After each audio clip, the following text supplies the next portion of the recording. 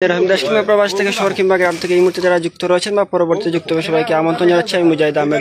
দর্শক, এই মুহূর্তে 8 নং উসমানপুর ইউনিয়নের 7 নং ওয়ার্ডে একজন মোবাইল চোর আটক করা হয়েছে।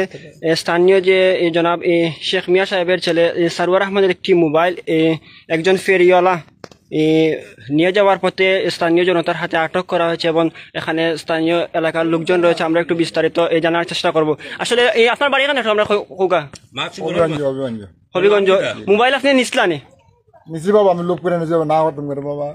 আপনি মোবাইল নিছেন? কেউ আসেনি দেখি আমি খাইলে ভাই দেখি বাবা মোবাইল দেন দৌড় দিবা মানুষ কো দাল করে মোবাইল দিলাম না বাবা। বাদে আপনার ডাকা তো আবার আপনি কিটা বন্ধ ফলাইছিলেন মোবাইল? জি ফলাইছি বাবা। বন্ধ আপনি ফলাইছেন নরাইয়া বাবা, কে আমি বসিয়া যাইতাম। আপনি যে শিকারাইরা জি এই বর্তমানে স্থানীয় এলাকার যে মুরব্বী রয়েছেন বা কামিল আপনাদের বাড়ির সেই বিস্তারিত জানার চেষ্টা করব। আসসালামু আলাইকুম। আসলে আপনার এলাকা আসলে খুব একটা সামাজিক একটা এলাকা। এই এলাকায় চুরি ডাকাতি হয় না। আমরা এই এলাকার যে ইয়াং জেনারেশন যেবা যারা আসুন এরা খুব ভালো, চলাফিরও ভালো সবার।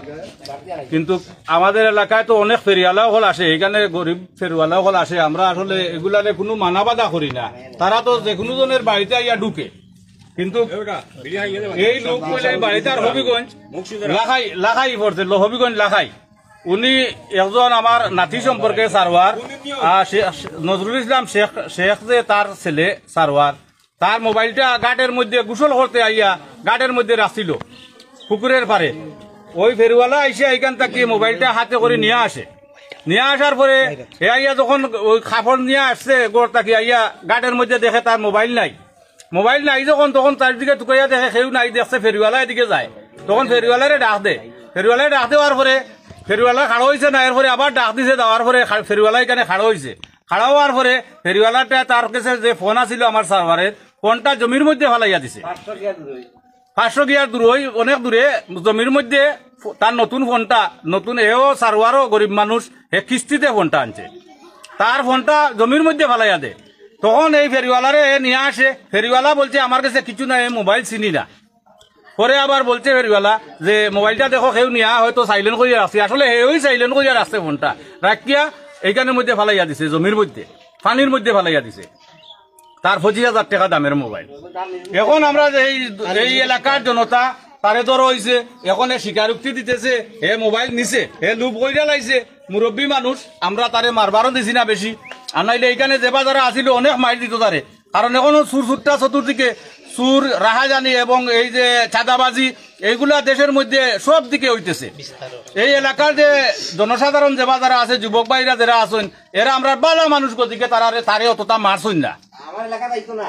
আর এই ফেরিওয়ালা হলের উদ্দেশ্যে আমরা কইরাম রে বাবা হল, আপনারা ফেরিওয়ালা দিতে আইরে আপনারা এলাকাত এই ধরনের চুরি চামারি আপনারা করেন না আনু। কারণ আপনারা এইগুলা করলে আমরা বিশ্বাস উঠে যাব গিয়া। কারণ আপনারা বিশ্বাস করার কারণে গিয়া আপনারা বাড়িতে আসতে দেব হয়, বাড়িতে ঢুকার ব্যবস্থা দেব হয়।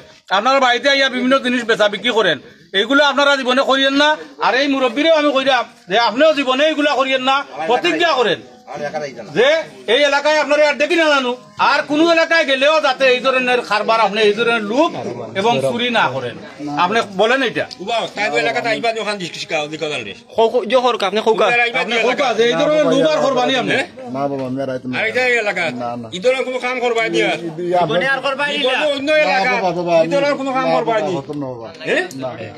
আপনি আমি জনগণের হলের কাছে আমি ক্ষমা প্রার্থী। আমি আর জীবনে এই ধরনের চুরি হবা দেখাবা দশজনের কাছে আমরা মাপছি বাবা, আমি লুপ করে লাগছি বাবা। আর কি জীবনে লুপ করবাইনি, আর জীবনে কোনো লুপ করবাইনিলা সবার কাছে মাপ চাও।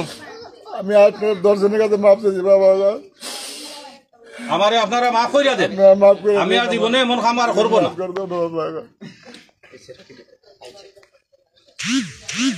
তো আপনারও হল এলাকার জনসাধারণ হলরে কইরাম, আপনারা যে ফেরিওয়ালা আসে আপনারা সতর্ক থাকবা হল। এই যে মোবাইল টোবাইল আমরা উঠানের মধ্যে চেয়ারে বিভিন্ন জায়গায় রাখিয়া যাই, ফেরিওয়ালা আসলে বা যে কোনো আসলে আপনারা দামি জিনিস এগুলা আপনারা ওকে ধন্যবাদ। বালা তাও হল। আসসালামু আলাইকুম।